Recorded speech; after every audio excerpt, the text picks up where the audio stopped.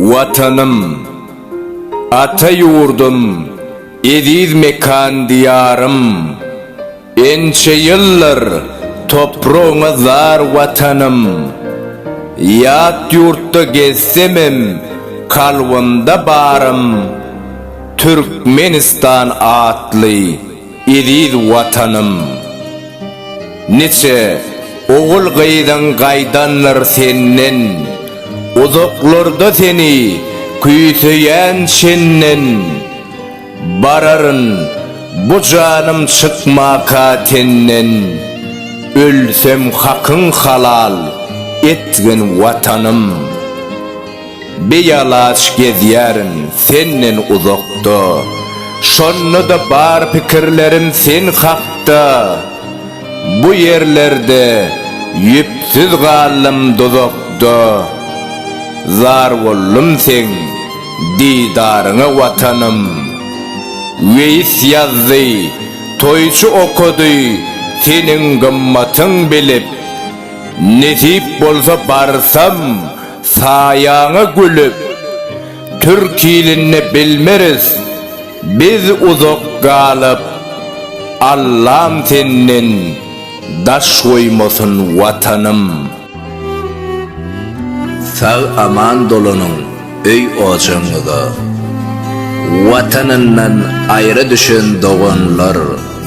Sağ aman dolunun öy ocağında, diyarımın görküne zar olanlar. Sağ aman dolunun öy ocağında, dilek etdiyen ediz Allah sığınıp, gaydıp gelin iyiliğinize begenip. Başkalarınız bilen yaşan yılgırıp, sağ aman dolunun öy ocağında. Bilyerin ağırdır yat yurtta gezmek, arzuğundur vatan toprağını görmek.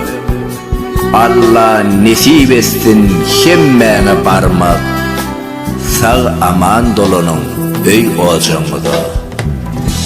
Vatanına garaşyar kimin enesi, kimlerin atası, kimin bağlası, kimin sögür yari, kimin doğun jigeti.